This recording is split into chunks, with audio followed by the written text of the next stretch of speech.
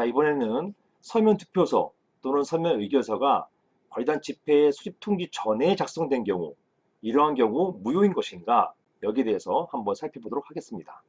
이게 실무에서 굉장히 자주 문제되는 쟁점입니다.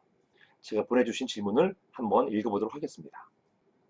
안녕하세요, 변호사님. 저는 경기도 광주에 있는 오피스텔의 구분 소유자입니다. 다름이 아니고 얼마 전 저희 건물에서 관리단 회장을 선임하는 총회가 있었는데요.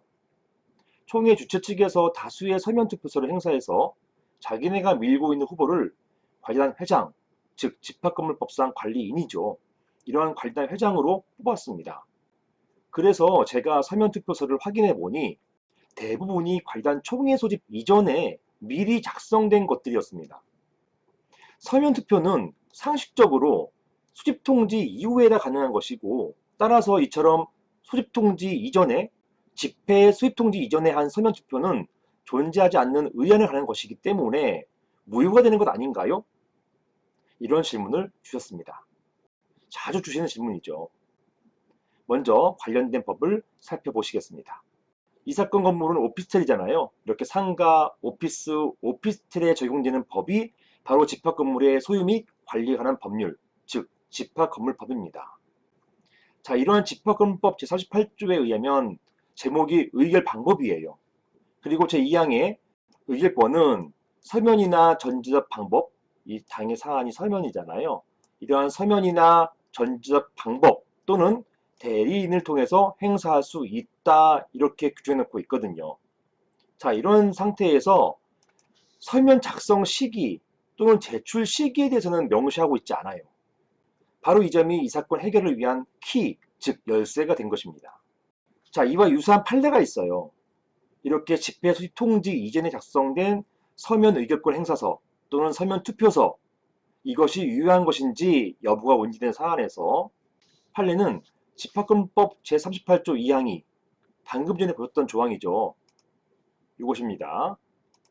이 2항이 서면에 의한 의결권 행사를 인정하면서 그 요건이나 절차 및 방법 등에 관해서 아무런 제한을 하고 있지 않은 점, 이런 점에 비춰볼 때 서면 출석자가, 이 서면 출석자라는 표현을 쓴 것은 서면으로 의결권을 행사한 것을 말하는 것이에요.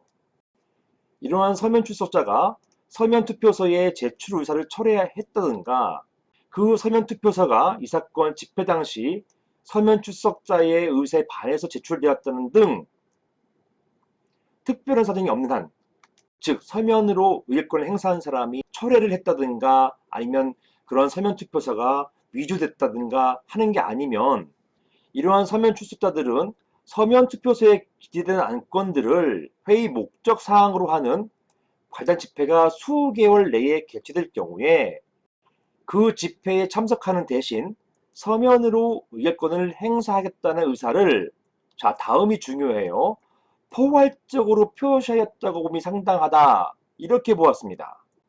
이게 서울 고등법원 판결이에요. 무시할 수 없는 판결입니다. 이렇게 이런 의사를 포괄적으로 표시했기 때문에 굳이 집회 소집 통지 이후에 작성되어야만 한다는 것, 이거 아니라는 것입니다.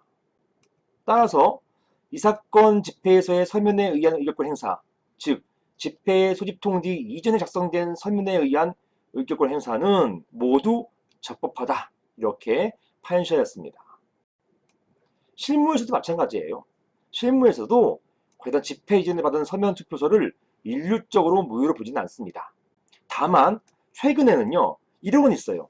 서면에 의한 의결권 행사서, 이거는 문제가 없지만 만약에 관리인 후보를 주최 측에서 임의로 정해서요, 이 임의로 정한 사람에 대해서 찬반을 묻는 것, 그렇게 해서 서면에 의한 의결권 행사 또는 서면 결의를 한 경우에, 이 경우에는 이 서면 투표소의 문제가 아니라 이런 경우에는 집합금법상 다른 사람의 의결권을 침해한 것, 즉 피선거권 침해를 이유로 해서 무효로 보는 경우가 많아졌습니다. 이것은 서면 투표 그 자체의 문제가 아니라 피선거권 침해의 문제가 되는 것입니다. 자, 아무튼 사안 같은 경우에 집회 수집 통지 이전에 작성된 서면 투표서를 하더라도 이것은 유효하다. 이것이 판례 및 실무의 태도가 되겠습니다. 이상입니다.